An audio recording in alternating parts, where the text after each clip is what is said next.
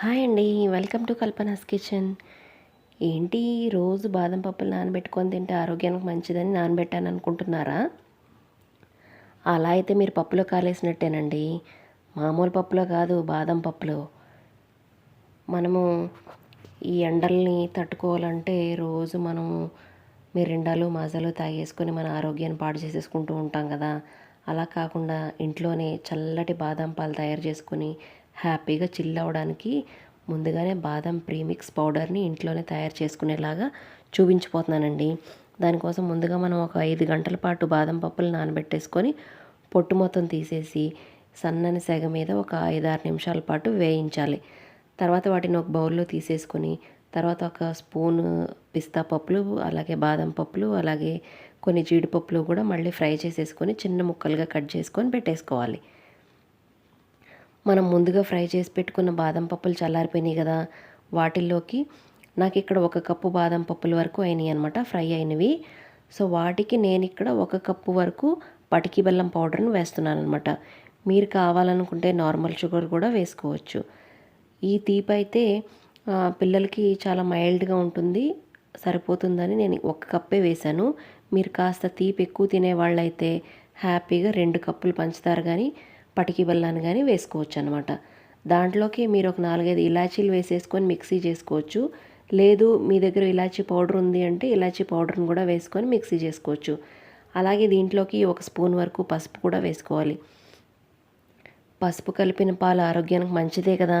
So పైగా మనకి ఇక్కడ కలర్ కూడా మంచిగా వస్తుందన్నమాట. బాదం పాలు బయట కొన్నంత చిక్కగా టేస్టీగా హెల్దీగా ఉంటాయన్నమాట. మన ప్యాకెట్ పాలతో అంత చిక్కగా రాదు కాబట్టి ఇక్కడ ఒక చిన్న టిప్ ఉందన్నమాట. మనం ఇలా మెత్తటి పౌడర్ లాగా మిక్సీ చేసుకొని పెట్టేసుకొని దాంట్లోకి మళ్ళీ మనము కట్ చేసుకొని పెట్టుకున్న నట్స్ ఉన్నాయి కదా, వాటిని కూడా వేసేసి ఒకసారి స్పూన్తో ఇలా మిక్స్ చేసేసి ఒక 8 టైట్ జార్లోకి తీసేసుకొని బయటే కనుక మీరు స్టోర్ చేసుకుంటే హ్యాపీగా 1 మంత్ వరకు స్టోర్ చేసుకోవచ్చు. ఫ్రిడ్జ్లో పెట్టుకుంటే 3 నెలల వరకు కూడా ఫ్రెష్గా ఉంటుంది ఈ ప్రీమిక్స్ పౌడర్. సో ఇక్కడ మనకి ఇప్పుడు చిక్కటి పాలు తయారు చేసుకోవడానికి ముందుగా నేను ఇక్కడ 1 గ్లాస్ పాలను వేడి చేస్తున్నాను. అలాగే ఒక చిన్న బౌల్లో కస్టర్డ్ పౌడర్ వేస్తున్నాను అనమాట.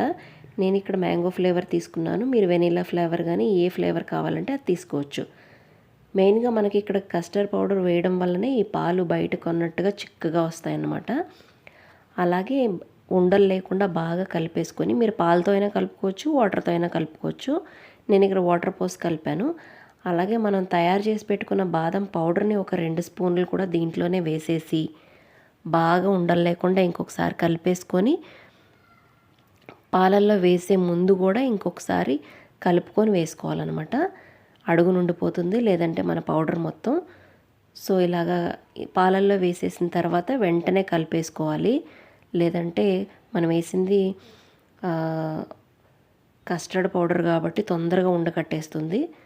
సో మళ్ళీ మనం ఒక 2-3 నిమిషాలు ఇలా బాయిల్ చేసిన తర్వాత ఇలా వేడిగా కావాలంటే వేడి బాదం పాలు సర్వ్ చేసేసుకోవచ్చు. లేదు చల్లటివి కావాలి అనుకుంటే 1 గంట పాటు డీప్ ఫ్రీజర్లో పెట్టేసుకొని చల్లగా అయిన తర్వాత హ్యాపీగా చిల్ అవుతూ తాగేయండి. ఈ వీడియో కనుక మీకు నచ్చితే తప్పకుండా లైక్ చేయండి, మన ఛానల్ని సబ్స్క్రైబ్ చేసుకోండి. Thank you for watching.